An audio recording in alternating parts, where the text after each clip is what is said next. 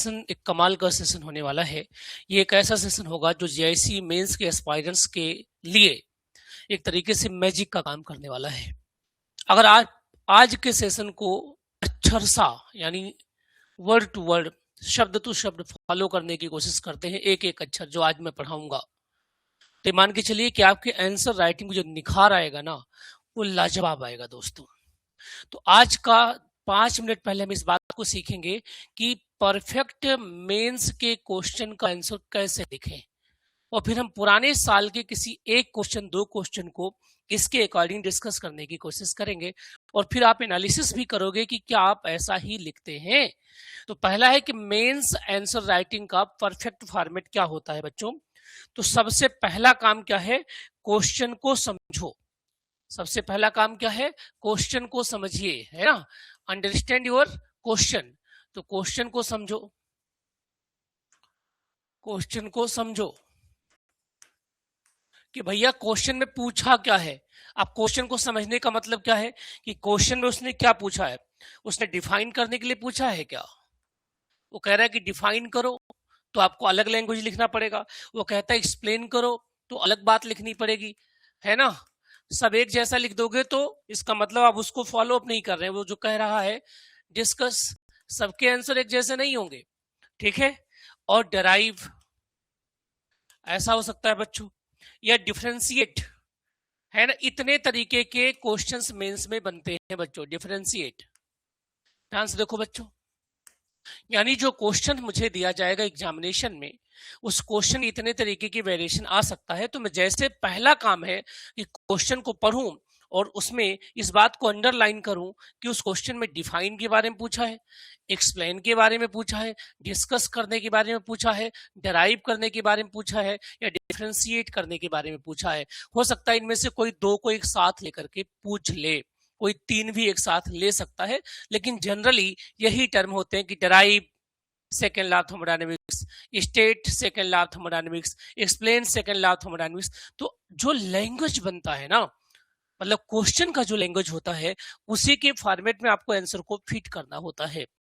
लगभग आंसर का content same होता है, लेकिन थोड़ी बहुत बातें आपको अलग बतानी होती हैं, ठीक है। और अगर आप इस बात का ध्यान रखते हैं तो आप एग्जामिनर का दिल जीत लेते हैं। और जब आप एग्जामिनर का दिल जीत लेते हैं तो बदले में आपको मिलते हैं 15 में 13, 15 में 14, नहीं तो आपको 15 में 6 दे देगा। और जैसे 6 देगा आप क्या हो जाएंगे, बाहर हो जाएंगे। बोलो भाई, कमेंट कर दो कि वीडियो क्वालिटी क्लियर है बच्चों।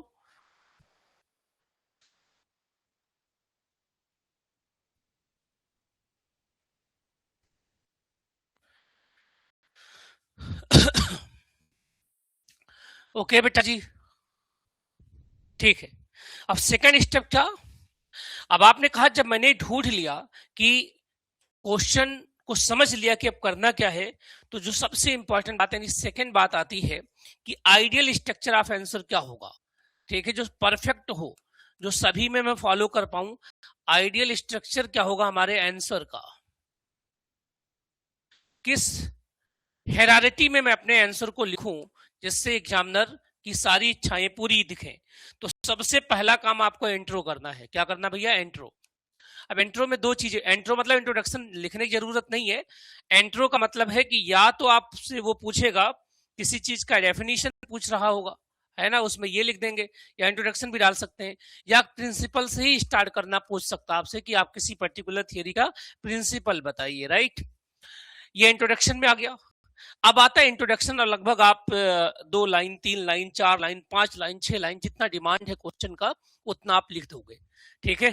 जब आपने उसका डेफिनेशन, प्रिंसिपल लिख दिया, जो भी उसका परफेक्ट डेफिनेशन या परफेक्ट प्रिंसिपल हुआ, ठीक है। वेरी गुड इवनिंग बेटा, ठीक है, वेरी गुड, समझ में आ रहा है सबको, ठीक है। तब आप क्या करोगे, अब इसका जो मेन पार्ट है, ये इंट्रो आपको मान लीजिए अगर 15 नंबर का क्वेश्चन है तो 5 नंबर आपको यहीं पे ये दे देगा, ये अट्रैक्शन है, 5 नंबर यहाँ मिल चुका है आपको। और ये काम अगर आप मान लीजिए कि 15 नंबर का जो आपका क्वेश्चन है 15 मार्क्स का, यानी 150 शब्द, और मैंने कहा था 150 शब्द लिखने के लिए जो आपको टाइम लगाना है वो 9 मिनट लगाना है। कितना, 9 मिनट, ठीक है। 9 मिनट से ज्यादा नहीं लगना चाहिए, कम लगाइए आप। तो लगभग 1.5 मिनट या 2 मिनट आप इंट्रो में लगा देंगे, 2.5 मिनट भी लगा सकते हैं। फिर आता आपका क्या, मेन बॉडी। ठीक है। अब देखो मेन बॉडी यानी जो मेन चीज है उसमें क्या लिखेंगे आप बच्चों, देखो जरा एक बार। मेन बॉडी में मुझे लिखना है थियरी। क्या लिखना है बेटा? थियरी लिखनी है। थियरी लिख लिया। हो सकता है इक्वेशन भी हो उसमें, तो इक्वेशन भी लिखेंगे आप। हो सकता है कि इसमें कोई डायग्राम हो, जनरली होता है, जितना भी कोशिश हो डायग्राम जरूर बनाइए। हो सकता है कोई ऑर्गेनिक रिएक्शन है तो उसमें मैकेनिज्म भी हो। ये सारी चीजें हमारी बीच में आती हैं बच्चों। यानी डायग्राम पहले नहीं लिखना है, भी बता रहा हूं कि शुरू में आपने डायग्राम ही लिख दिया, ये नहीं करना है भाई। इंट्रोडक्शन में आपको 3-4 लाइन तो लिखनी पड़ेगी ना। अगर क्वेश्चन मान लीजिए अगर आपका क्वेश्चन 50 वर्ड में है तब तो आप लिख सकते हैं कि डायग्राम बना दिया, लेकिन लिखना आपको पहले 1 लाइन 2 लाइन है ही, ये कंफर्म है इंट्रो में। तो जो इसका बड़ी पार्ट बनेगा हमारे आइडियल स्ट्रक्चर का, आंसर के स्ट्रक्चर जो आइडियल स्ट्रक्चर बनेगा उसमें सबसे पहले इंट्रोडक्शन में हम स्टार्ट करेंगे जो चीज हमसे पूछा है उसका कोई स्टेटमेंट है, उसका डेफिनेशन है, उसका प्रिंसिपल है। और जो मेन बॉडी हम बनाएंगे ये सबसे ज्यादा वर्ड का होगा, सबसे ज्यादा टाइम टेकिंग भी होगा। अगर मैं यहाँ 2 मिनट लगाता हूँ तो यहाँ मैं 6 मिनट की बात करूंगा, ठीक है, 6 मिनट। हालांकि मैं और ज्यादा टाइम आपको मिलेगा, मैंने कल टाइम का पूरा डिस्ट्रीब्यूशन कर दिया था क्योंकि टोटल क्वेश्चन 20 हैं। 20 क्वेश्चन में टाइम हमारे पास है लगभग 180 मिनट है। बोलो भाई 180 मिनट है ना। इस 20 क्वेश्चन में से ये 250 के कितने हैं भैया? 5 क्वेश्चन हैं। और 150 के भी कितने हैं? 5 क्वेश्चन है। और प्लस 50 के कितने हैं? 10 क्वेश्चन है। यानी आपको यहाँ केवल 500 वर्ड लिखना है। और यहाँ आपको लिखना है कितना? 1000 तो ये हो गया, तो 1250 शब्द लिखने हैं यहाँ पर। और यहाँ पे आपको लिखना है 15 बजे 50 750। तो सबसे कम लिखना यहाँ है, तो सबसे कम टाइम इधर ही लगेगा ना।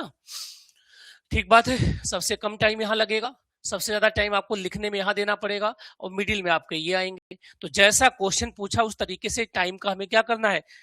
फॉर्मेट बनाना है। और पहली बात तो इमोशनल नहीं होना बच्चों। सबसे बड़ी जो प्रॉब्लम हम होते हैं कि जब हम इमोशनल बातें करते हैं तब दिक्कत होती है।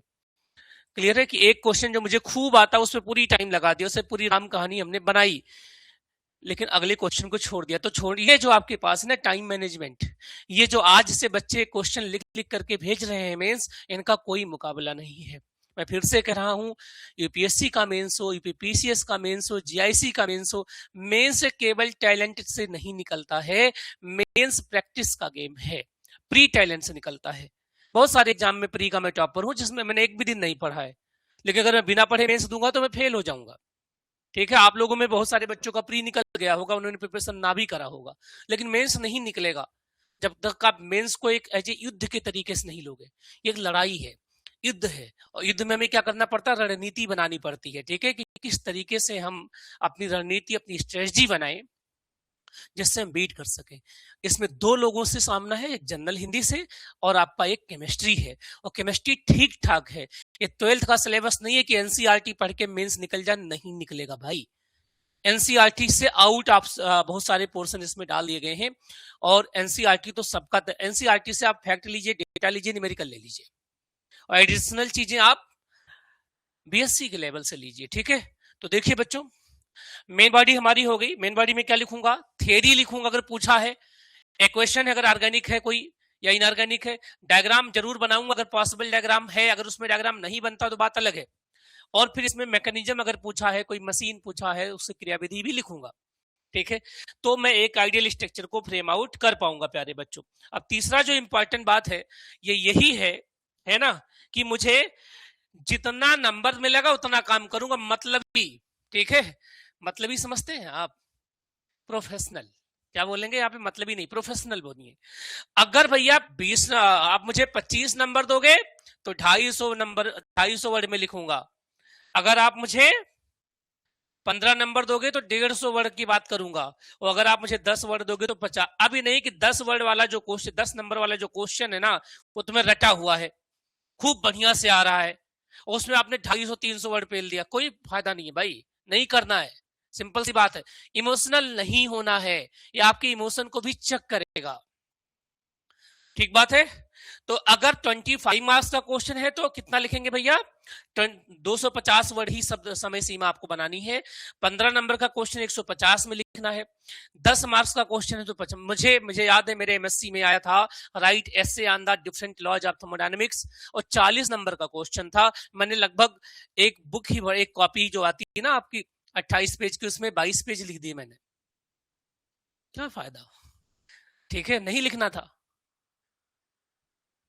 क्योंकि हमें थर्मोडायनेमिक्स जितनी आती थी सब उसने उड़ेल दी। नहीं, ये सब नहीं, डिमांड ऑफ क्वेश्चन मुझे पूरा करना है। ये डिमांड और सप्लाई का गेम है। तो एग्जामिनर मुझसे क्या पूछ रहा है वो मैं एग्जामिनर को बताऊंगा। ठीक है, आज आप लोगों को जो थर्मोडायनेमिक्स का फर्स्ट बुकलेट मिल गया है, और इस लेक्चर के बाद सेकंड बुकलेट मिल जाएगा, और सेकंड लेक्चर के बाद आपको मिल जाएगा इक्विलिब्रियम का बुकलेट। तो सारे बुकलेट कंप्लीट हो जाएंगे। वो ऐप पर मिलेंगे, जो डाउनलोडेड नहीं है वहां से आप देख सकते हैं। ठीक है, प्लीज मेरा रिक्वेस्ट है, मैं कुछ बच्चों को भेज देता हूं जिनको नीड है, वो किसी और को मत भेजें, है ना, क्योंकि इसमें बहुत मेहनत लगती है, बहुत ज्यादा टाइम लगता है, बहुत सारे बुक्स खरीदने पड़े मुझे, बहुत सारे नोट्स बनाने पड़े रात दिन जाग करके, फिर मैं डिजाइन कर पाया हूं।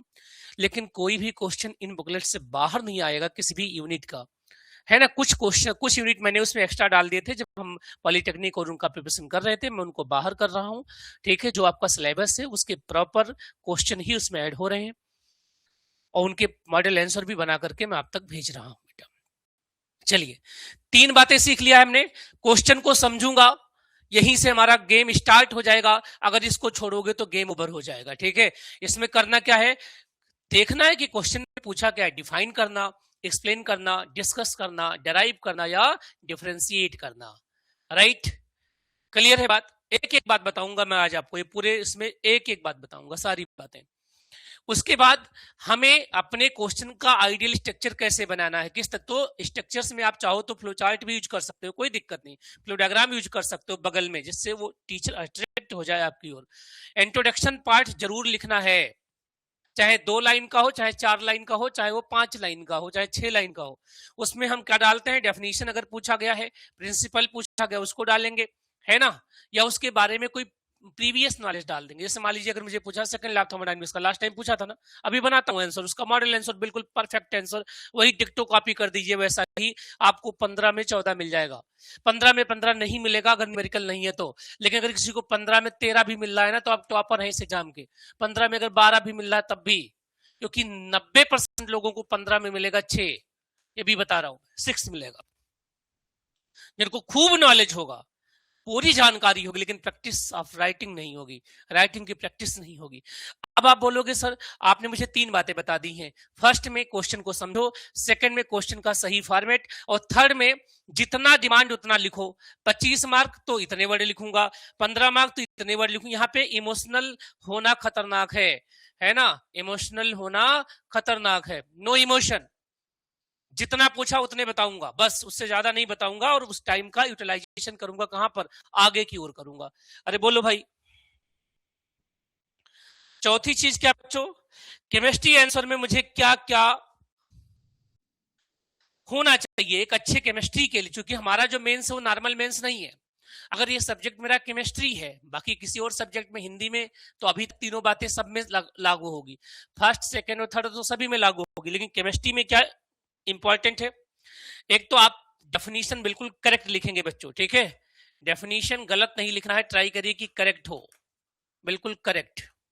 ठीक है, उसके बाद बैलेंस इक्वेशन, अगर इक्वेशन आप बना रहे हैं या रिएक्शंस लिख रहे हैं, और अगर वो इनऑर्गेनिक का है तो पक्का बैलेंस लिखेंगे। ऑर्गेनिक में विदाउट बैलेंस करके लिखा जाता है, ठीक है, वहां जरूरी नहीं, लेकिन अगर इनऑर्गेनिक का है तो बैलेंस करके लिखिए आप। डायग्राम या ग्राफ, अगर आपने डायग्राम यूज किया है, ठीक है, डायग्राम यूज किया है आपने या कोई ग्राफ बनाया है, तो आपको उसमें क्या करना, बिल्कुल क्लियर बनाना है ना, नहीं तो ये जानलेवा हो जाएगा। अगर आपका ग्राफ क्लियर नहीं है तो नीट क्लीन होना चाहिए, बिल्कुल दूर से दिख जाए एग्जामिनर को कि आपने क्या उसके सामने कहानी कहने की कोशिश करी है। ठीक है, केमिस्ट्री के लिए बहुत इंपॉर्टेंट बातें हैं बच्चों ये। उसके बाद आपको मैकेनिज्म स्टेप वाइज लिखना है। ठीक है, क्या लिखना है, मैकेनिज्म लिखना है। तो स्टेप वाइज, कल बहुत सारे बच्चों ने भेजा था मुझे मैकेनिज्म, बहुत बढ़िया लिखा है उन्होंने। ठीक है, मैकेनिज्म में स्टेप 1 क्या है, स्टेप 2 क्या है, स्टेप 3 क्या है। जब आप बहुत बड़ी बुक्स पढ़ते हैं ना तो वहां स्टेप गायब हो जाता है। स्टेप जैसे कि CSIR वगैरह का जब आप नोट्स देखते हैं तो मैक्सिमम स्टेप से वहां मीनिंग उनको तो आंसर लाना है, तुम्हें आंसर नहीं लाना है, केवल तुम्हें आंसर के साथ साथ ये बताना है एक्चुअल वे में कि क्या है सही डिमांड क्या है ना। तो हमें जब भी मैकेनिज्म पूछा जाए किसी, और पूछा जाएगा कम से कम 3 से 4 क्वेश्चन तो पूछे ही जाएंगे, तो स्टेप 1, स्टेप 2, स्टेप 3, स्टेप 4, उसके बाद उस क्वेश्चन का एक कंक्लूजन होगा। क्या होगा? कंक्लूजन, है ना। इस कंक्लूजन में एप्लीकेशन आ जाएगा उसका, उसके लिमिटेशंस आ जाएंगे, ठीक है, उसकी यूजफुलनेस आ जाएंगे। ये सारी बातें हमें डालनी है कहाँ पे? कंक्लूजन में। अगर इतनी बातों को ध्यान रखोगे तो आपके नंबर्स अपने आप बढ़ जाएंगे प्यारे बच्चों, ठीक है। अगला क्या है? प्रेजेंटेशन टाइप कैसे करें हम लोग, है ना। तो देखो बच्चों, जो कीवर्ड है, जैसे कि अगर सेकेंड लॉ ऑफ थर्मोडायनेमिक्स पूछा है तो जहां सेकेंड लॉ ऑफ थर्मोडायनेमिक्स में कोई कीवर्ड क्या आएगा? एंट्रोपी आ जाएगा, कीवर्ड है एंट्रोपी, ठीक है। फिजिबिलिटी आ सकता है ना, फिजिबिलिटी आ सकता है, ठीक है, ये कीवर्ड है। स्पॉन्टिन्यूअस आ सकता है ना। किसी राइटर्स के नेम आ सकते हैं तो उनको अंडरलाइन करना, क्या करना है? अंडरलाइन करना है। और अगर किसी का स्टेटमेंट है तो डबल इन्वर्टेड कामा भी लगाना है। ये ग्रामर तो हिंदी में भी सीखा हम लोगों ने। ये आपके नंबर में 4 चांद लगा देगा। ये आपका जो आंसर राइटिंग होगा ना, सेम बात लिखने को किसी को अगर 15 में 8 मिलेगा तो आपको 15 में 13 मिलेगा, और हर क्वेश्चन में 5-5 नंबर बढ़ाना, यानी कि जीत, ठीक है। यानी जो सक्सेस है ना वो आपका होगा, कंफर्म आपका होगा। सेम चीज सबको आती है, सेम केमिस्ट्री सारे बच्चों को आती है। जो भी बच्चे 2300 क्वालिफाई हुए हैं इनमें सभी को सेम चीज आती है। थोड़ा बहुत कोई स्वार्प होगा या किसी को ज्यादा आ रहा होगा कोई यूनिट, लेकिन केमिस्ट्री के मामले में मुझे लगता है सब एक जैसे होंगे। डिफरेंशिएट क्या होगा? ये जो आपको परफेक्ट आंसर राइटिंग का जो मैनेजमेंट है, ठीक है, जो तरीका है, वो लोगों से डिफरेंशिएट कर देगा। मैंने भी सेम बात लिखी, उसने भी सेम बात लिखी, उसने भी सेम बात लिखी, पर उसने प्रॉपर स्ट्रक्चर बनाया। ये ठीक ऐसा ही है कि आप किसी के घर गए, ठीक है, किसी के घर गए और उसने आपको चाय पानी या नाश्ता कराया, तो एक ने प्रॉपर चाय बनाने के लिए प्रॉपर बढ़िया सा प्लेट लिया, उस प्लेट में अच्छे से कप में चाय भरा, क्लीन करके, और फिर आपको सर्व किया। मान लीजिए शॉप, दुकान है, ध्यान देखिए, मैं बताऊं, गांव के चाय मिलते हैं 5 रुपए या 10 रुपए में। वही सेम चाय जो हम IIT दिल्ली के सामने एचडी मार्केट में पीते थे तो 250 रुपए की चाय होती थी, और हम जाके पीते थे। ऐसा नहीं कि बहुत टेस्टी था, ना ना ना, या तो बहुत टेस्टी हो तब आप कुछ कर सकते हैं, लेकिन चूंकि सेम चीज है, सेम कंटेंट है, तो उसमें बहुत ज्यादा टेस्ट आप डाल नहीं सकते हैं, तो आपको वे ऑफ प्रेजेंटेशन ही महंगा करेगा, क्वालिटी वाला करेगा। वो इतने अच्छे तरीके से प्रेजेंट करते थे कि मजबूरन आप वहीं जाते थे, है ना। क्लियर हो गई बात? तो आपको इस तरीके से प्रेजेंट करना है कि अट्रैक्ट हो जाए। तो उसके लिए क्या करूं भैया? कीवर्ड्स को अंडरलाइन कर दूं, डायग्राम को लेबल कर दूं, है ना। इक्वेशन को हमेशा अलग लाइन में लिखो, जो भी इक्वेशन है उनको डिफरेंट अलग लाइन में लिखो, ठीक है, अलग लाइन में लिखो भाई, ये नहीं कि उसी में मिक्स कर दो। यहां से कोई बात रहे कि ये इक्वेशन है तो इक्वेशन अलग लाइंस में लिखो, और हो सके तो अगर एक ही इक्वेशन है तो ऐसे एक बना दो सिंपल सा घेरा, ठीक है, अलग लाइन में लिखो। ये सब करोगे एग्जामिनर आप पे सम्मोहित हो जाएगा, ठीक है। सम्मोहन डालना है, और ये राइटिंग का सम्मोहन है। सेम बात है, सेम राइटिंग है, सेम स्टेटमेंट है। कोई इतना प्यार से कहता है कि लोग उस बात को मान जाते हैं, और कोई सेम चीज को सीधे लहजे में कहता है, वो गुस्सा हो जाता है, ठीक है ना। तो ये जो आपका लहजा है राइटिंग का, ये बदलना है इसी के हिसाब से। आज से रोज 2-2 मॉडल क्वेश्चन इसी के हिसाब से लिखना है। हालांकि मेरे करीब 10 बच्चों ने मुझे आंसर भेजे लिख करके, उनमें से करीब 6 बच्चों के आंसर इसी फॉर्मेट में ही है, राइट। बस उसमें थोड़ी बहुत और चीजें लाइए। आप अंडरलाइन करना शुरू कर दीजिए, रिएक्शंस को अलग लिखना शुरू कर दीजिए, डायग्राम को क्लीन बनाना स्टार्ट करिए, इस पे थोड़ा सा काम करिए और इसे अपने हैबिट में ले आइए। यही 1 महीने हमें करना है बस। ये 1 मंथ हमारे लिए क्या होगा? एक तरीके से प्रैक्टिस है, एक तपस्या है, और तपस्या के बाद ही तो रिजल्ट आता है। अगर हम ये मान के चलें कि मुझे तो केमिस्ट्री बहुत आती है जी, मुझे कहीं पढ़ने की जरूरत नहीं है, किसी प्रैक्टिस की नीड नहीं है, तो जब रिजल्ट आएगा ना, और ये यूपीपीसीएस का रिजल्ट है, ये यूपीपीसीएस की जॉब है भाई, ठीक है, यानी गस्टेड ऑफिसर की जॉब है, एक तरीके से कह सकते हैं आप। वो इतना पछताएंगे लोग, क्योंकि लिमिटेड सीट है भाई। जब लिमिटेड सीट है तो क्यों ना हाथ पैर मारा जाए। अगर मुझे कोई कह देना कि 1 महीने बाद आप इतने टाइम तक पढ़ लीजिए, आप आईएएस बन जाएंगे, मैं सोना बंद कर दूंगा, ठीक है, जितना मेरे पास ताकत है। भाई 24 घंटा होता है, 24 घंटे में 12 घंटे देने लग जाऊंगा, 13 घंटे देने लग जाऊंगा। ये अगर जब आपके पास समर्पण की भावना आ जाएगी, मैं आपसे 3 क्वेश्चन कहता हूं, आप 20 क्वेश्चन लिख रहे हैं, 5 क्वेश्चन लिख रहे हैं। और कुछ बच्चे तो जैसे क्वेश्चन डालो आधे घंटे बाद लिख करके, ये होता है आपका समर्पण, ठीक है, आपको टोकना नहीं पड़ता है। रीडिंग रोज करनी है 3 घंटे, 2 से 3 घंटे रीडिंग करनी, बाकी लिखनी है, बस बाकी लिखते जाओ। रीडिंग में फार्मूला का मैंने बुकलेट डाल दिया है, वो फार्मूला बुकलेट से आप फार्मूला दिमाग में भर लो कि डेरिवेशन भी आएगा तो नीचे का मेन कंक्लूजन मुझे पहले से पता हो, तो बीच में क्या करना है वो मैं सिखा दूंगा आपको, ठीक है। चलो उसके बाद क्या करना बच्चों, ऑर्गेनिक स्ट्रक्चर अगर बनाते हैं तो आप बेंजीन को जब बनाइए तो प्यार से बनाइए बेंजीन को, ठीक है, बेंजीन में नंबर ना काट पाए हो। कार्बन की वैलेंसी 4 से ज्यादा ना लिखो आप, ठीक है, और इनमें इतनी स्पेस दो कि टीचर को दिख जाए। जब आप एरो बनाए ना तो ये एरो दिखे कि इलेक्ट्रॉन्स का मूवमेंट कहां हो रहा है, एक इलेक्ट्रॉन है तो एक, ये कहानी है। That is the language of chemistry. Language of chemistry में हमें बात केमिस्ट्री के लैंग्वेज में करनी है। ऐसे किसी ने बेंजीन लिखा और किसी ने बेंजीन ऐसे लिखा ना, और किसी ने बेंजीन ऐसे लिख दिया, और मान लीजिए 5 नंबर का है तो मैं इसको 5 दूंगा, ठीक है, इसको 3 दूंगा, इसको 1 नंबर दूंगा। ये फर्क है, बस सिंपल सी बात है, समझ लो आप। ये बनाने में आपकी राइटिंग भी अच्छी लगेगी दिखने में। तो जब केमिस्ट्री में केमिकल जो फार्मूले हैं, जो केमिकल स्ट्रक्चर, उनको क्लीन बनाना है, वो क्लियर बनाना है, ठीक है। अगली बात क्या है बच्चों, अगली बात क्या है, अगर आपके पास बच्चों फिजिकल केमिस्ट्री है, ठीक है, फिजिकल केमिस्ट्री का भी क्वेश्चन आएगा, कराऊंगा मैं आज के टॉपिक में। तो आपको क्या करना भैया, फार्मूला बिल्कुल सही लिखो और प्लस डेरिवेशन, प्लस डेरिवेशन। अब मान लो, अब यहाँ पे बच्चों का जो डर है खुल के आ रहा है कि सर अगर मान लीजिए मुझे प्रूफ किया गया कि CP minus CB equal to R है, प्रूफ करो। तो भैया पहले आप पता कर लो कि CP minus CB equal to R ही लाना, ये गलती ना हो, ये फाइनल गलती ना हो। स्टार्टिंग के बीच में अगर आपने ना कोई कैलकुलेशन आपको नहीं आ रहा है तो लिख दो question number on solving question number 1 and 2, ये भी कर सकते हैं, या ऑन सॉल्विंग जो भी क्वेश्चन आपके पास दिया गया है, या आफ्टर सॉल्विंग, या आफ्टर इंटीग्रेटिंग, आफ्टर डिफरेंशिएटिंग, जो उसमें आता है। आपको जरूरी नहीं कि सारी बात लिखिए उसमें, लेकिन यहां गलती नहीं होनी चाहिए, यहां गलती नहीं। यहां पर आप कहानी बना सकते हैं, मान लीजिए किसी को टाइम नहीं मिल रहा है, ठीक है, 4-5 क्वेश्चन थे, इनको सॉल्व करना है, तो आप सिंपल लिखिए आफ्टर सॉल्विंग, ठीक है, आफ्टर सॉल्विंग वी गेट। या मान लीजिए आपने 1 डायमेंशन में कोई चीज सॉल्व कर दिया है और लिखना 3D में है, तो एज 1D में ये आंसर आ गया आपका, तो लिखेंगे similar in 2 dimension and similar in 3 dimension. आपके नंबर नहीं कटेंगे क्योंकि एग्जामिनर आपकी स्मार्टनेस को समझ चुका है कि आप स्मार्ट आदमी हैं। क्लियर है, वहां आपको टाइम भी वेस्ट नहीं करना है अगर आपके पास टाइम नहीं है तो।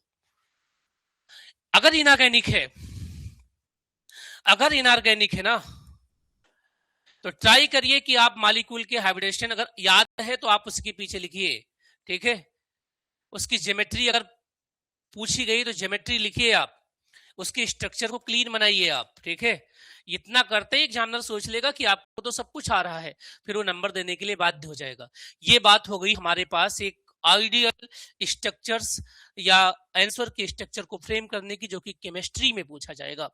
अब हम केमिस्ट्री का एक पीवाईक्यू करते हैं बच्चों, दैट इज ये लास्ट टाइम के जीआईसी मेंस का एक क्वेश्चन नंबर 4 का पार्ट ए है, जो कि 15 नंबर में पूछा गया है, और इसको मुझे 125 शब्द से ज्यादा देना नहीं है। मैं इस पे 3000 शब्द लिख सकता हूं, आपको तो 4000 शब्द लिख सकता हूं, राइट, लेकिन इतना मुझे नहीं देना है, मुझे लिमिटेड सप्लाई ऑफ क्वेश्चन देना है, ठीक है, लिमिटेड सप्लाई ऑफ आंसर देना है, लिमिटेड सप्लाई ऑफ वर्ड देना है प्यारे बच्चों। अब इसी क्वेश्चन से हम समझ जाएंगे सारी कहानी, है ना। बोलो भाई, सबको समझ में आ रहा है? इस क्वेश्चन को करने के लिए सभी रेडी हैं? अब आगे से हमें हर क्वेश्चन में ही ध्यान देना बच्चों, जो आज हम करने वाले हैं। आगे से हमें हर एक क्वेश्चन में बच्चों इसी तरीके से ध्यान रखना है अपना, ठीक है, कि हमें क्वेश्चन में क्या करना है बच्चों, ऐसे ही लिखना है, ठीक बात है। चलो अब इस क्वेश्चन को लिखते हैं बच्चों, यह एक आइडियल क्वेश्चन बनेगा, चूंकि लास्ट ईयर का है। जिस बच्चे ने, मैं आपको टॉपर्स के भी, जो टॉपर्स थे लास्ट टाइम के, उनके भी नोट्स भेज दूंगा, उन्होंने कैसे लिखा था, ठीक है। और कुछ टॉपर हमारी इस क्लासरूम में बैठे हुए हैं जो आज मेरी क्लास ले रहे हैं, इनमें भी कुछ टॉपर हैं जो टॉप 5 में गारंटेड आएंगे, ये भी बता रहा हूं, है ना। बशर्ते मैंने जो उनको कहा है वैसे ही करते रहना है। तो चलो देखते हैं बच्चों। तो हमारा कॉन्सेप्ट क्या है, पहले मैं इसको समझूं। Give various statement of second law of thermodynamics and discuss. काम क्या करना है भाई, एक तो यहां डिस्कस करना है, लास्ट में क्या करना है, यूटिलिटी कंक्लूजन में डालना है, और इसके वेरियस स्टेटमेंट को लिखना है। तो अब इंट्रोडक्शन में मैं क्या लिखूं भाई, सबसे इंपॉर्टेंट बात है कि इसके इंट्रोडक्शन में मैं क्या चीज डालूं। तो इसके इंट्रोडक्शन में स्टार्ट करूंगा कहां से बच्चों, फर्स्ट लॉ से करूंगा बच्चों, कहां से, फर्स्ट लॉ से। तो इंट्रोडक्शन हेडिंग डालेंगे, सिंपल सा एक, आप अगर हिंदी है तो स्टार्ट कर सकते हैं या प्रस्तावना भी लिख सकते हैं, इंट्रोडक्शन, ठीक है। अब इंट्रोडक्शन में मैं क्या लिखूं, जरूरी नहीं कि आप इंट्रोडक्शन वाली हेडिंग डालो, आप सीधे बात भी कर सकते हो बच्चों। तो हम क्या जानते हैं, हम जानते हैं कि जो फर्स्ट नियम है ना, फर्स्ट लॉ, यहां इसे लिखेंगे, first law of thermodynamics, first law of thermodynamics. और इस लाइन की इधर नहीं लिखना भाई, gives knowledge of energy conservation. वो कहता है एनर्जी कंजर्व है, क्या, एनर्जी कंजर्वेशन के बारे में बताता है।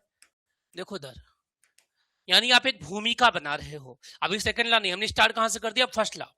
लेकिन ये कुछ बात है जो नहीं कहता है, ठीक है। क्या नहीं कहता बच्चों, but it not tells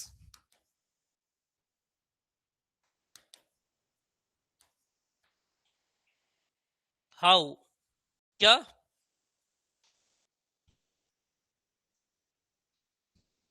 how energy change occur, energy change occur, energy change कैसे होता है ये नहीं बताता, and direction of energy change, and direction of energy flow, दोनों बात नहीं बताता।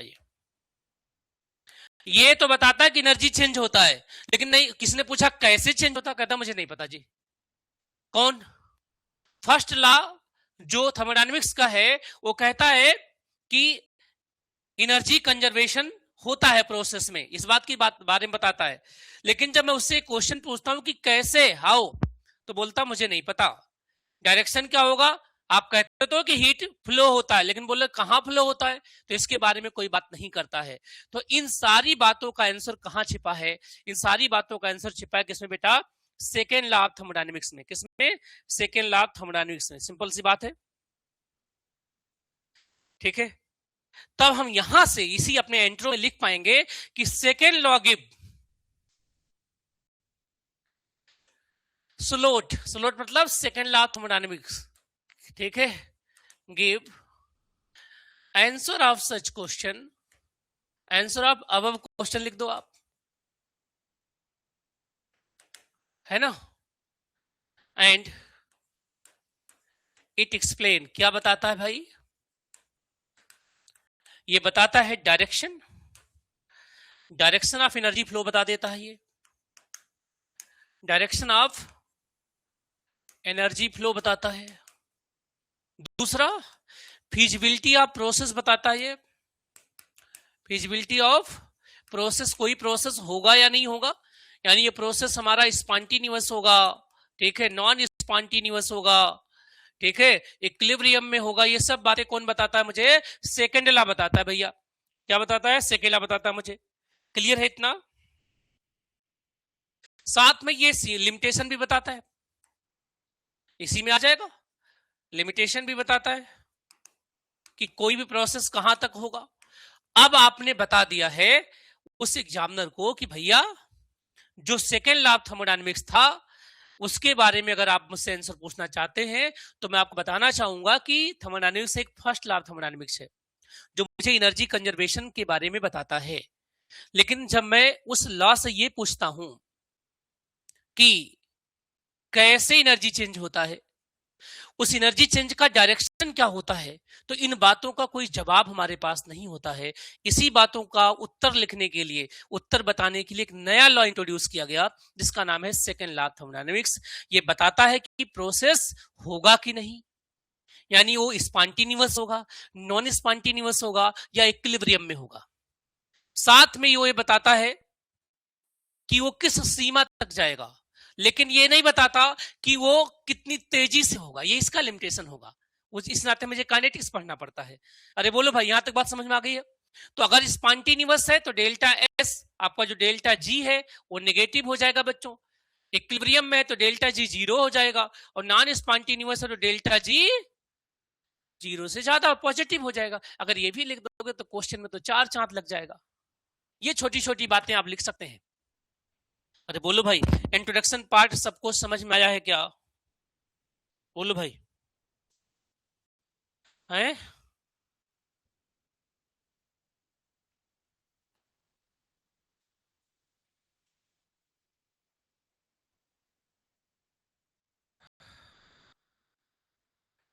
ठीक है, क्लियर है बच्चों?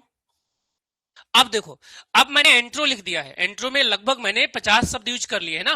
इस क्वेश्चन का इंट्रोडक्शन पार्ट में यहां से यहां लगभग 40 शब्द या 50 शब्द हमने लिख दिए। मैं मान लेता हूं 40 वर्ड हमने लिखे हैं। कितने? 40 शब्द लिखे हैं। लाने कितने भैया? 150 शब्द। ठीक है, तो लगभग 50 शब्द भी यहां पे लगाया जा सकता है। अब आता है हमारा इसी एंट्रो में, जो अब चूंकि इसमें वेरियस क्या पूछा है बेटा, स्टेटमेंट पूछा है, तो ये मेन चीज है।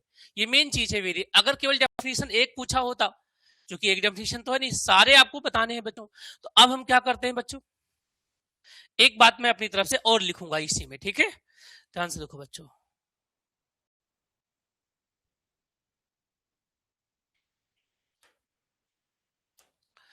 मैथमेटिकली क्या लिखूंगा बच्चों? मैथमेटिकली स्लोट, यानी second law of thermodynamics written as क्या? Delta S is equal to B Q, जो कि रिवर्सिबल प्रोसेस में लिया दिया जा रहा है, डिवाइड बाई टेम्परेचर। अब यहां मैं बता दूंगा क्या कि वेयर डेल्टा एस क्या है, ये चेंज इन एंट्रोपी है, चेंज इन एंट्रोपी है।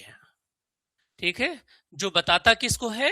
डिग्री ऑफ रेंडमनेस को, डिग्री ऑफ रेंडमनेस को बताता है। ठीक है, चाहो तो यहां पे इसकी यूनिट लिख दो। यूनिट क्या है? यूनिट है क्यू अपॉन टी, यानी जूल बाई सेकेंड, है ना? Joule by second. इतनी बात हो गई। मैथमेटिकल फार्मूला आपने लिख दिया है। अब आप हेडिंग डालेंगे वेरियस स्टेटमेंट ऑफ स्लोट। ये दूसरे मतलब आप पैराग्राफ चेंज हो गया, इंट्रोडक्शन पूरा हो गया है।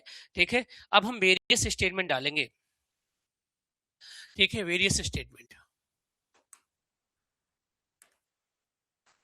मैंने वहां पे यूज कर लिए है लगभग 40 शब्द से 50 शब्द, 40 लिया है। अब मुझे यहाँ कम से कम 60 से 70 लिखना है ना? मान लीजिए वहां आपने लिया कितना भैया? 45 शब्द वहां पे ले लिया है। ठीक है, यहां मुझे यूज करना है लगभग कितने? 80 शब्द ले लू, 80। तो हमारे पास 25 शब्द और बचेंगे। ठीक है ना? तो देखो बच्चों, क्या करना है, इसमें कई सारे जो फेमस स्टेटमेंट है किसी राइटर्स, किसी पर्टिकुलर साइंटिस्ट के, उनको लिखना है। जैसे केल्विन प्लैंक स्टेटमेंट, इसे जरूर लिखिए। जिस बच्चे ने इसको लिखा होगा उसके नंबर बहुत अच्छे रहेंगे। तो Kelvin Planck statement, Kelvin Planck statement, है ना? देखो बच्चों ध्यान से, ये कहता है,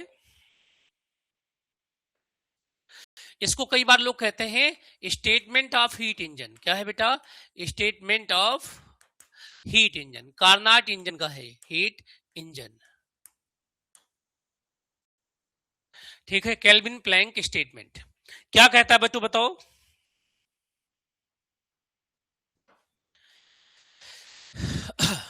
तो ये कहता है सिंपल सी बात, according to this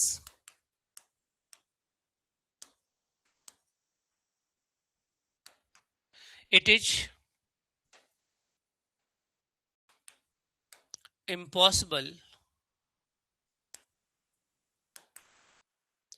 if any heat engine working in same temperature limit of Carnot engine. कौन सा? Carnot engine. It is impossible if any heat engine working in with the same temperature limit of Carnot engine, then its efficiency and its eta always less than Carnot engine. Simple सी बात है. अब Carnot engine यहां बना दो बच्चों, एक diagram बनाओगे. यहां पर देखो सोर्स है आपका जिससे QH हीट ली जाएगी. यहां पर क्या है? एक सिंक है जिसपे हम QC हीट दे देंगे. यहां पर हमारा इंजन होगा. इंजन को बनाने के लिए हम एक इंसुलेटेड जाली लेते हैं.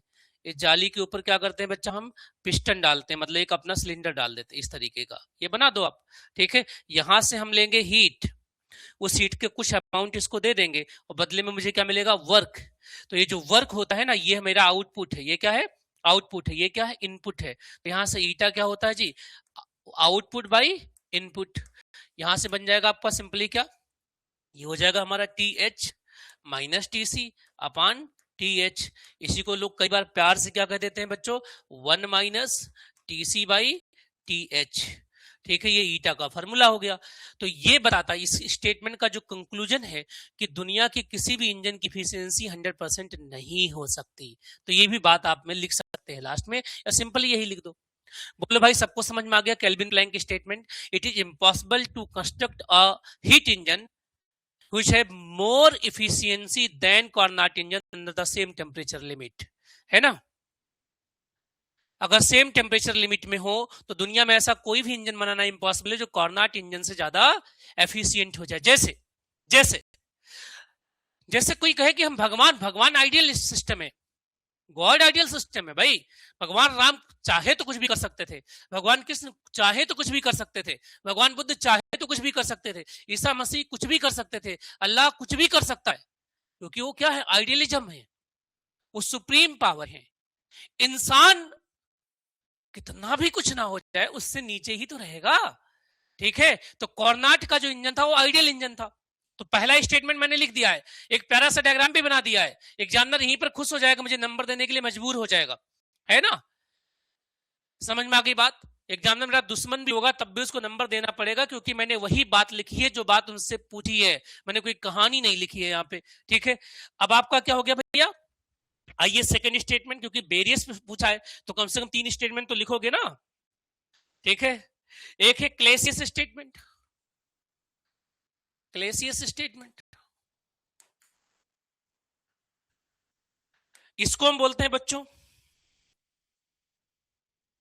Statement of heat transfer. Statement of heat transfer. अब इसका मैं माइडल आंसर भी ग्रुप में डाल दूंगा बच्चों. ठीक है. आप तक पहुंचा भी दूंगा. है ना? बहुत सारे बच्चे क्या करते हैं कि पीडीएफ्स को 200 तक शेयर करते हैं. मैं ऑलरेडी ग्रुप में मैक्सिमम चीजें डाल देता हूं. ठीक है. मैं चाहता हूं कि जो हमने हार्डवर्क इसमें करी है, रात दिन जग करके आपके लिए नोट्स बनाए हैं, जो आपके सिलेबस के, मेरे पास इतने नोट्स हैं जो मेरे बच्चे हैं वो सब जानते हैं, जो मुझसे पहले पढ़े हैं, कि मेरे पास कम से कम होगा 400 GB नोट्स हर उसके हैं. लेकिन वो नोट्स आपके लिए एप्लीकेबल नहीं, मेंस के हिसाब से नहीं बने हैं. मेंस के नोट्स के लिए मैं रोज परिश्रम करता हूँ. है ना? नहीं तो थर्मोडायनेमिक्स के 50 नोट डाल दूं अभी को. अभी मेरे भी लिखे, मेरे बहुत सारे क्लास में पढ़ा है. कोई जेई का है, कोई नीट का है, कोई पीजीटी का है, कोई CSIR का है, कोई गेट का है, कोई जेम का है. पर ये सारे हमारे लिए इस टाइम यूजफुल नहीं है. हमें प्रॉपर फॉर्मेट में भी पढ़ना पड़ेगा, क्योंकि ऐसे नोट्स, ऐसे बुक तो आपके पास ऑलरेडी है ही. हमने जो डिजाइन करा है वो according to syllabus of mains किया है बच्चों. केल्विन स्टेटमेंट एक बार फिर से समझा दूं बच्चों. लो, केल्विन कहते हैं कि एक आइडियल इंजन है बेटा, जिसका नाम है Carnot इंजन, और इसमें 2 टेम्परेचर है, एक TH है और एक क्या है? TC है. जैसे मान लो कि Carnot इंजन को जब मैंने 373 और 273 का लिमिट दिया, यानी पानी का जो बॉइलिंग पॉइंट है और पानी का जो मेल्टिंग पॉइंट है, सॉरी पानी का जो फ्रीजिंग पॉइंट है, उसमें जब काम किया तो इफिशियंसी आई 46.6% आ गई। तो ये क्या कहते हैं कि अगर आप कोई भी इंजन बना रहे हैं, कोई भी इंजन बना रहे हैं और इसी टेम्परेचर लिमिट में सेम मटेरियल के साथ बनाएंगे तो उसकी इफिशियंसी इससे कुछ कम ही आएगी। यानी कि अगर मैं आपको इस पर सीधा लिखना चाहूं तो eta of real and eta of Carnot है ना, कॉर्नोट ऑलवेज, ये सही है, ऑलवेज यही बात सही है, ऑलवेज यही सही, ये भी सेकंड लॉ का एक स्टेटमेंट है। अगर if TH and TC same for both, लो समझ में आ गई बात। हमने जो टेम्परेचर इसके सोर्स को दिया और जो टेम्परेचर इसके सिंक को दिया, अगर वही टेम्परेचर पे मैं अपनी मशीन बनाने की कोशिश करूं तो मेरी मशीन की इफिशियंसी हमेशा कॉर्नोट के मशीन की इफिशियंसी से कम आएगी। That is the Kelvin Planck statement, है ना। इसको कई बार स्टेटमेंट ऑफ हीट इंजन कहते हैं। यानी केल्विन प्लैंक में कार्नोट दिमाग में घुसा लो, नहीं तो क्लासियस को किस में डालोगे, केल्विन प्लैंक में डालोगे, और केल्विन प्लैंक को कहां डाल दोगे, क्लासियस में डाल दोगे, और वही सत्यानाश हो जाएगा। अरे बोलो भाई, समझ में आ रहा है ना मिश्रा जी, समझ में आ गया भैया आपको? केल्विन स्टेटमेंट क्लियर हुआ आपका? अरे बोलो, बोल दो भाई।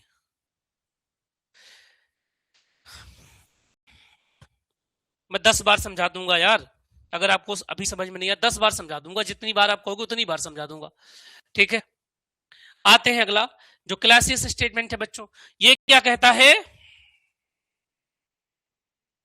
इट इज इम्पॉसिबल, ये कहते हैं कि अगर आपके पास एक ठंडी बॉडी है, ठीक है, जिसका TC है, और एक क्या बेटा TH है, यानी ये गर्म है, ये हॉट बॉडी है, और ये क्या है, कोल्ड बॉडी है। तो ये कहते हैं कि हॉट से कोल्ड की ओर हीट अपने आप ट्रांसफर होगी, ये सेकंड लॉ तो कहता है। लेकिन अगर आप ये चाहते हैं ना कि कोल्ड से कोल्डर बॉडी से हॉटर बॉडी को हीट ट्रांसफर अपने आप हो, ठीक है, अपने आप, यानी spontaneously, not possible, not possible. अगर आप ऐसा करना चाहते हैं तो आपको कोई बाहरी एजेंसी लगानी पड़ेगी। तो इसका स्टेटमेंट लिख रहा हूं, इट इज इम्पॉसिबल, इसको अब इनवर्टेड कॉमा में लिखेंगे, इट इज इम्पॉसिबल, अरे बोलो, it is impossible to construct ये डिवाइस, कंस्ट्रक्ट अ मशीन या डिवाइस कह दीजिए, जो भी आप बनाना चाहते हैं, मशीन ज्यादा अच्छा है, ठीक है, अ डिवाइस व्हिच कन्वर्ट या which transfer heat energy from colder body to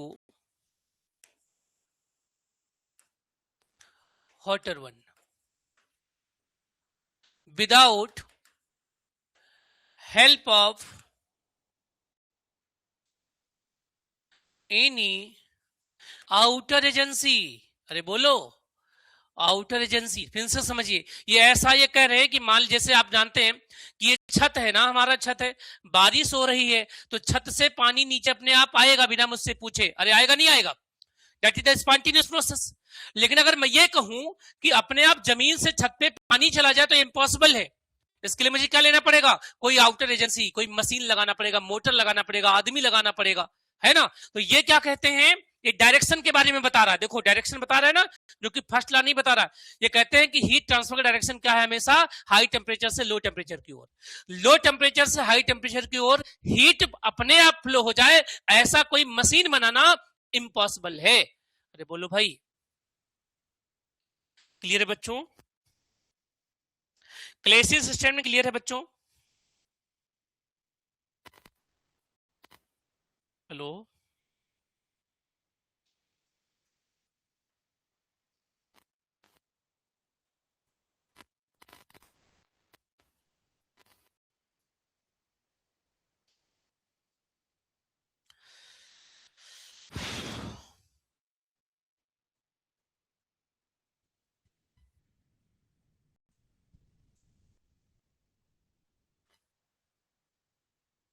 clear है भाई? अब आते हैं थर्ड स्टेटमेंट में, क्योंकि वेरियस पूछा तो 2 स्टेटमेंट से तो काम चलेगा नहीं, ठीक है। क्लेसियस हो गया। अब हम पढ़ते हैं बच्चों जीएन ल्यूइस को, किसको? जीएन ल्यूइस को। ल्यूइस का स्टेटमेंट है, ठीक है। तो तीसरे में कौन बताते हैं मुझे? जीएन लीव्स मिलते हैं, लीव्स, वही है लीव्स स्ट्रक्चर वाले। ये क्या कहते हैं? ये कहते हैं भैया entropy of inverse always increases, always increases. Clear है? ऑलवेज इंक्रीज यानी इनवर्स क्या हो रहा है बेटा? फैल रहा है। इनवर्स में हर गैलेक्सी दूसरी गैलेक्सी से दूर जा रही है, तो एंट्रोपी बढ़ रहा है। अगर एंट्रोपी बढ़ेगा, किसी सिस्टम की एंट्रोपी बढ़ेगी, इसका मतलब उसमें हीट ज्यादा मिलेगा। हीट ज्यादा मिलेगा तो इतनी हीट हो जाएगी, एक टाइम ऐसा आएगा कि हीट की वजह से ब्लास्ट हो जाएगा, ब्रह्मांड नष्ट हो जाएगा। इसको हीट डेड का कॉन्सेप्ट कहते हैं, किसमें? फिजिक्स में। लेकिन उतनी बात हमें नहीं लिखनी, क्योंकि एग्जामिनर को डराना नहीं है। ठीक है, तो एंट्रोपी ऑफ इनवर्स है ना बेटा, यूनिवर्स नहीं, अरे भाई गलत, universe, sorry, universe always increases. ठीक है, अगर हमारे पास कोई रिवर्सिबल सिस्टम है बच्चों, क्या है? कोई रिवर्सिबल सिस्टम हमारे पास है, ठीक है, कोई आइसोलेटेड सिस्टम है ना। अगर हमारे पास कोई आइसोलेटेड सिस्टम है बच्चों, ठीक है, आइसोलेटेड सिस्टम है, तो ध्यान से देखिए, ये अगर दो तरीके से है, अगर ये सिस्टम आपके पास रिवर्सिबल मैनर में काम कर रहा है, ध्यान से देखिएगा, या अगर आपका सिस्टम इरिवर्सिबल मैनर में काम कर रहा है, दो ही चीजें हो सकती हैं। ठीक है, तो रिवर्सिबल होगा तो इसको जीरो मान लेंगे, इरिवर्सिबल है तो ग्रेटर देन जीरो, बट ये कभी लेस देन जीरो नहीं होगा। जीएन लीव्स क्लियर हो गए। उसके बाद एक स्टेटमेंट और है प्यारे बच्चों, जो किसका है? पीएस इपिस्टीन का है ना।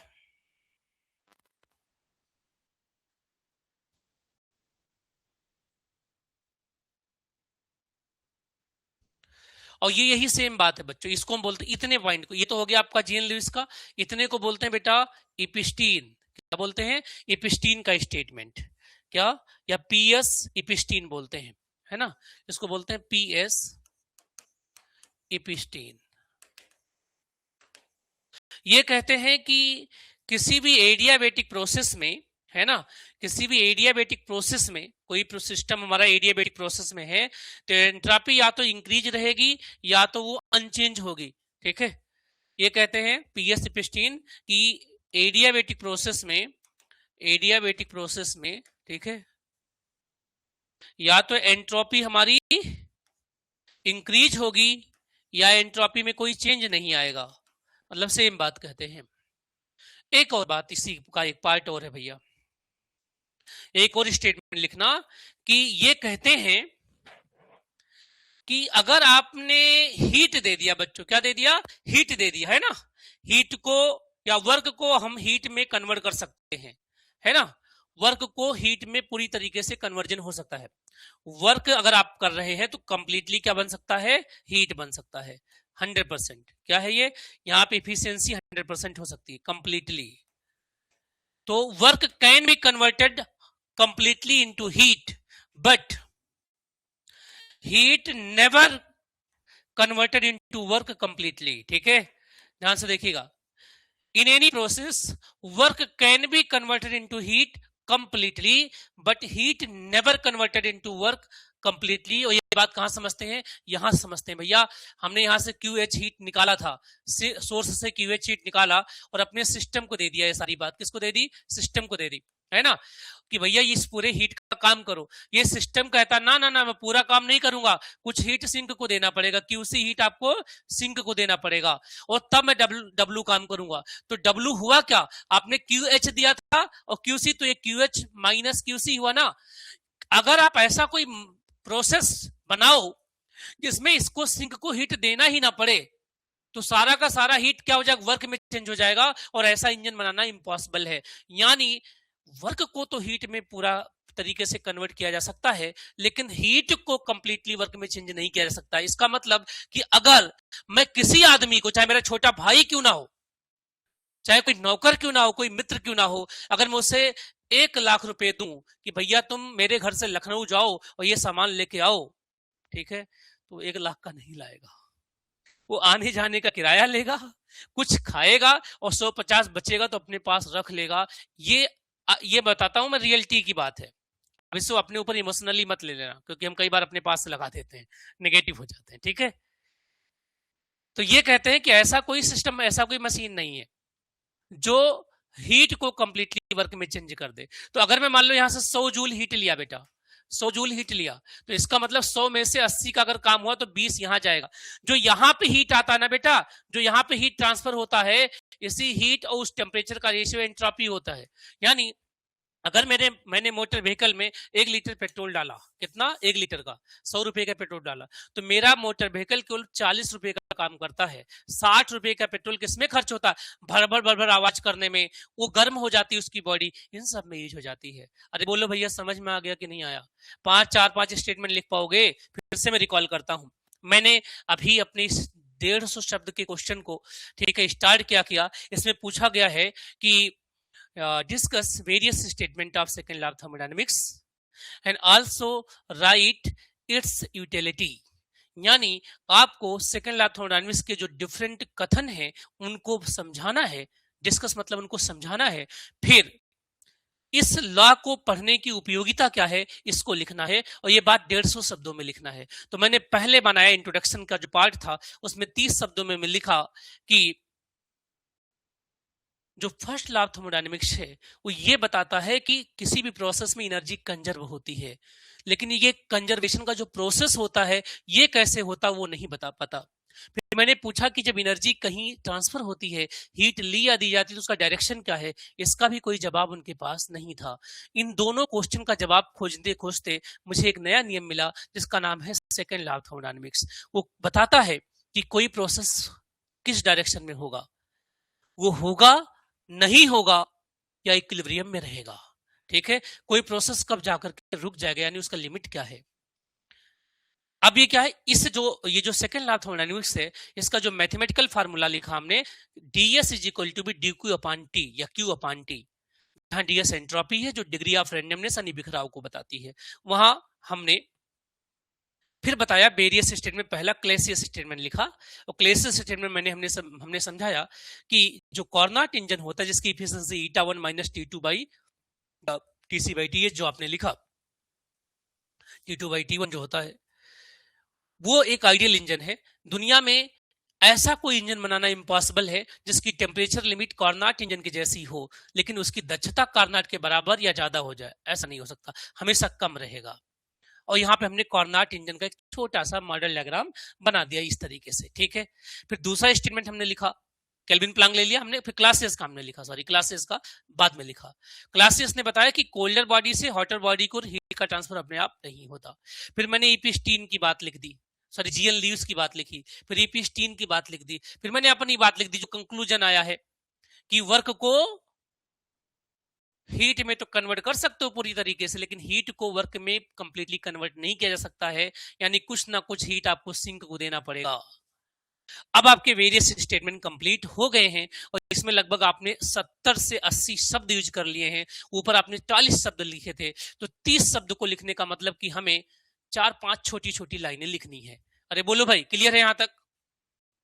अरे कुछ बोल दो भाई, ओके, यस और नो। इसे अपनाओगे फिर देखो आप जो सारी बातें हमने समझाई है। ओके है भाई, लिख दो यार।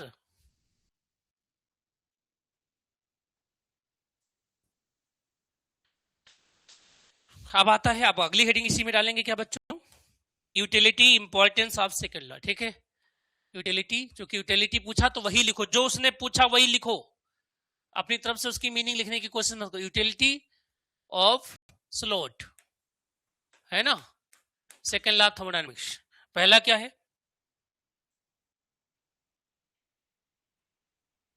it tells about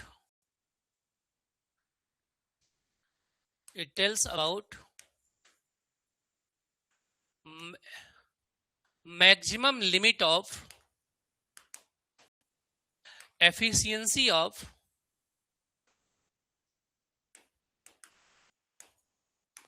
heat engine. ये बताता है कि कोई हीट इंजन कितना ज्यादा दक्ष हो सकता है, पहली बात। दूसरा इसका यूज क्या है, it tells that any process process में बी, क्या वो स्पॉन्टेनियस हो सकती है, और अगर स्पॉन्टेनियस होगी तो उसके लिए डेल्टा जी क्या होगा, मेरा नेगेटिव हो जाएगा। ठीक है, डेल्टा एस जनरली पॉजिटिव हो जाता है। अगर वो नॉन स्पॉन्टेनियस है, कैसा है, नॉन स्पॉन्टेनियस है, नॉन स्पॉन्ट, डेल्टा जी क्या हो जाएगा, पॉजिटिव हो जाएगा। और अगर वो इक्विलिब्रियम में है तो डेल्टा जी जीरो। ये तीन बात लिख दोगे आप, तो देखो आपके वर्ड भी पूरे हो रहे हैं, अच्छा भी लग रहा है। ठीक है, उसके बाद बताता है तीसरे में, it give concept of entropy, it give concept of entropy. Entropy क्या है, रैंडमनेस को बताता है बच्चों। यानी अगर डेल्टा एस हमने गैस का लिया तो गैस की एंट्रोपी ज्यादा, फिर किसकी, लिक्विड की ज्यादा, फिर किसकी, सॉलिड की ज्यादा। अरे बोलो भाई, इस पर्टिकुलर पैटर्न में होगा, है ना।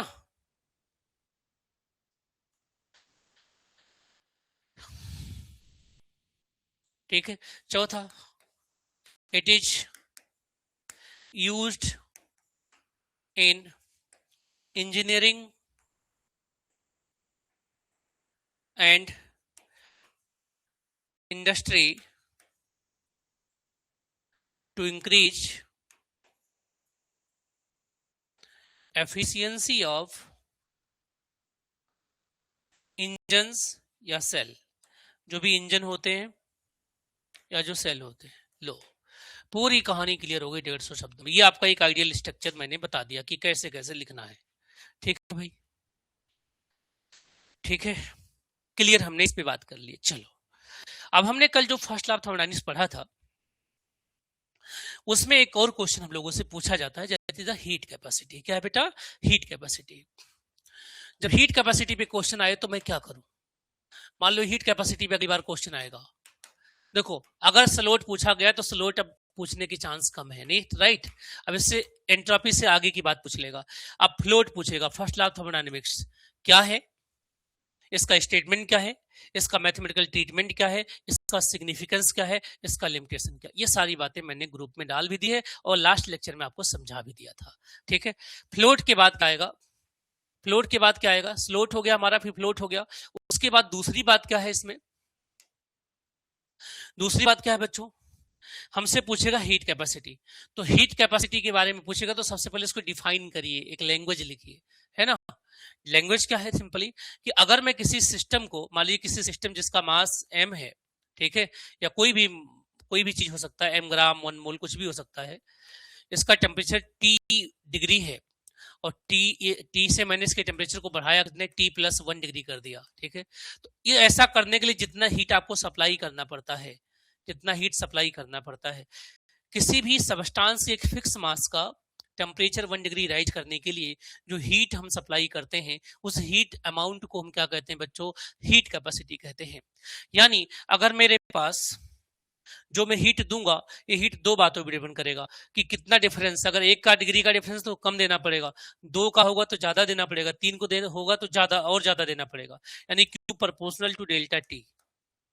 दूसरी बात, कितना, अगर 1 ग्राम है तो वही हीट देने पे ज्यादा गर्म हो जाएगा, 2 ग्राम है तो वही हीट देने पे कम गर्म होगा, यानी Q also proportional to amount या मास या मोल।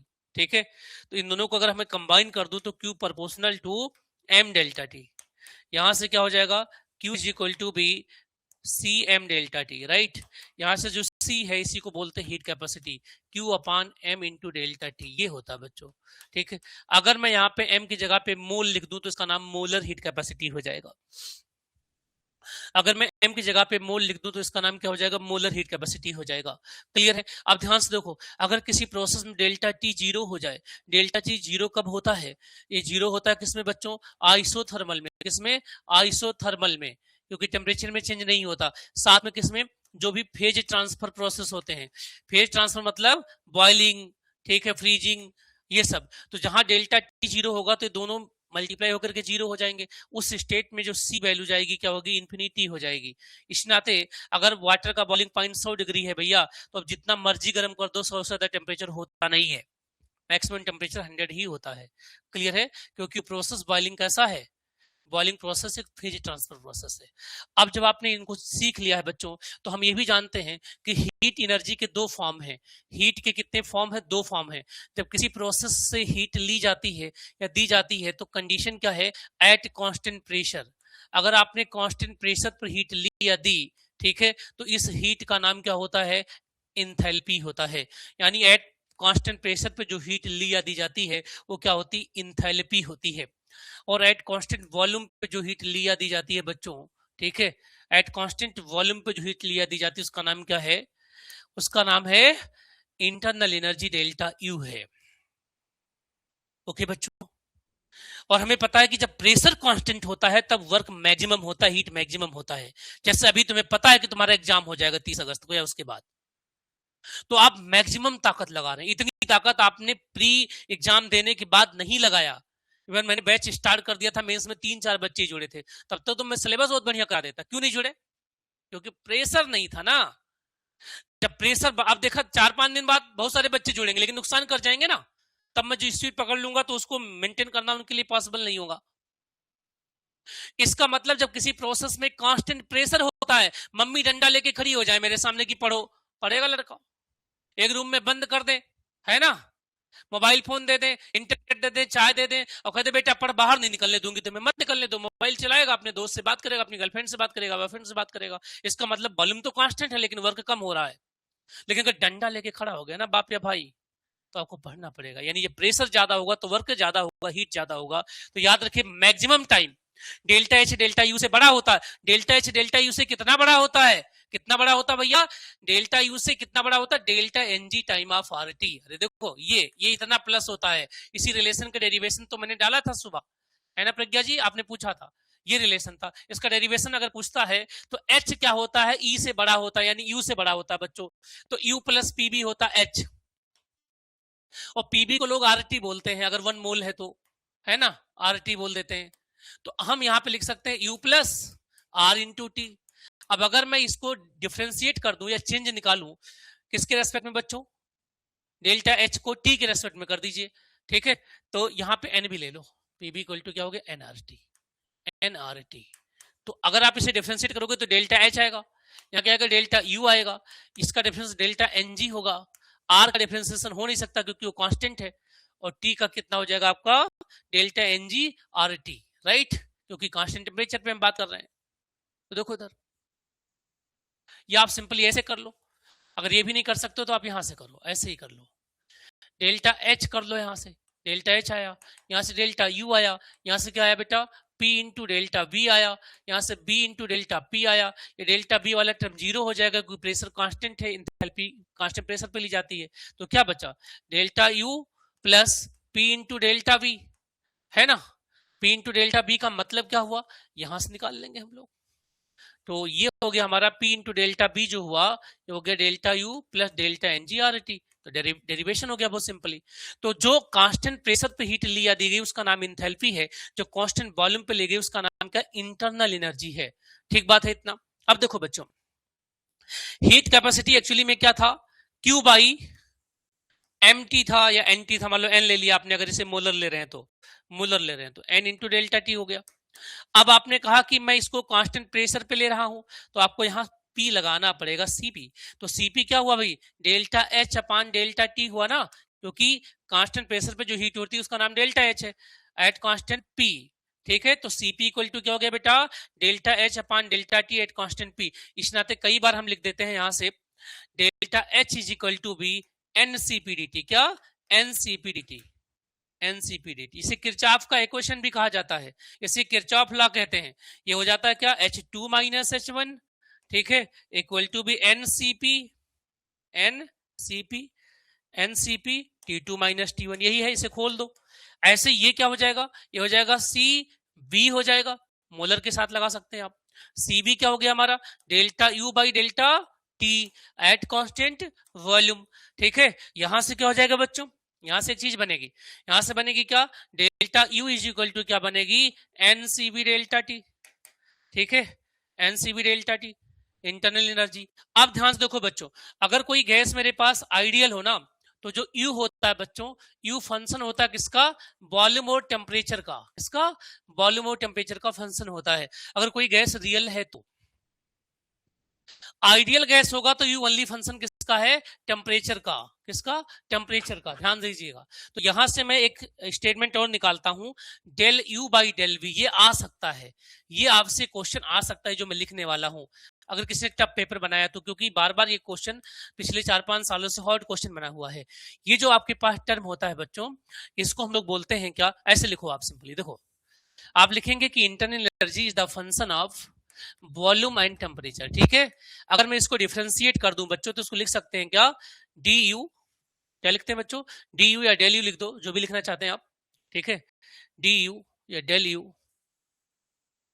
या डी यू लिखो सिंपली, डी यू। ये क्या हो गया? ये हो गया del U upon del V at constant T D B plus del U upon del T, है ना, at constant B D B. ऐसा हो गया, राइट। इसमें जो ये वाला टर्म है बच्चों, ये वाला टर्म तो हमेशा रहता है इसके साथ, del U upon del T, ये रहता है, हमेशा रहता है। ठीक है, ठीक है। लेकिन ये वाला जो टर्म है ना, ये जो टर्म है इसको हम बोलते हैं पाई, इंटरनल प्रेशर बोलते हैं। क्या बोलते हैं बेटा? Internal pressure. तो एन स्क्वायर ए अपॉन बी स्क्वायर के बराबर होता है अगर रियल गैस है तो। क्या है? Real gas. और अगर आइडियल गैस है, अगर आइडियल गैस है तो ये 0 होता है, उसमें ये वाला टर्म होता ही नहीं है ना। तो इसका मतलब कि जो डेल यू है वो बी के साथ वेरिएशन नहीं कर रही, वॉल्यूम के साथ वेरिएशन नहीं कर रही, टेम्परेचर के साथ। गैस आइडियल है तो केवल टेम्परेचर पे डिपेंड करती है, और अगर गैस हमारा रियल है तो टेम्परेचर के साथ वॉल्यूम पर भी डिपेंड करती है बच्चों। ठीक बात है। अब आपने कहा कि सर यही पूछ लिया कि सीपी माइनस सीबी के बारे में बताओ, प्रूव करो एक आर होता है, ये प्रूव कर लो। ये हो सकता है 50 शब्द से लेकर के 150 शब्द लेकर के ये 250 तीनों में आ सकता है, लेकिन ये आएगा या तो 50 में या तो 150। 250 में कोई क्वेश्चन अकेला नहीं आएगा, 250 में कोई क्वेश्चन अकेला नहीं आएगा, वो क्वेश्चन पार्ट बन करके आएगा, याद रखिएगा, है ना। एक क्वेश्चन 150 का डालेगा, एक क्वेश्चन आपका, दूसरा क्वेश्चन आपका 100 शब्द में डालेगा, इस तरीके की लिमिट बनाएगा। ठीक है, तो अगर मुझे इसको करना है तो मैं लिखूंगा we know that H is equal to be क्या होता है बच्चों? U प्लस पी बी होता है, U प्लस पी बी होता है, इतना होता है। इसको लिख दूंगा H is equal to be U plus NRT लिख दूंगा, या RT लिख दो सिंपली 1 मोल के लिए, इतना लिख सकता हूं। इस सबको टेम्परेचर के साथ डिफरेंशिएट करूंगा तो बनेगा delta H upon delta T, है ना, ऐसा हो जाएगा। ये हो जाएगा delta U upon delta T, और यहाँ पे क्या होगा? Simply R। Delta H upon delta T को भी मैंने CP कहा है, इसको हमने क्या कहा है? CB कहा है। हो गया ना। तो यहां से क्या मिला? CP minus CB is equal to be R। इसी को मेयर का फार्मूला कहते हैं। ठीक है, अब एक बात और, CP अपॉन CB को जब आप लिखते हैं तो इसके रेशियो को गामा कहा जाता है। ये एटॉमिसिटी को बताता है। किसको बताता है बेटा? एटॉमिसिटी को बताता है। ठीक है, यानी ये बताता है कि किसी गिवन मॉलिक्यूल में कितने एटम्स इन्वॉल्व हो रहे हैं। ठीक बात है। तो अभी इस सेशन को यहीं पर एंड करते हैं, खाना वगैरह खाने के बाद फिर एक और सेशन हम लोग लेके आएंगे। ठीक है बेटा, चलिए मिलते हैं। और आप लोग एक बार प्लीज, बिल्कुल बिल्कुल बेटा खाना खा लो। ठीक है, खाना खा लो बच्चा। हाँ हाँ बेटा।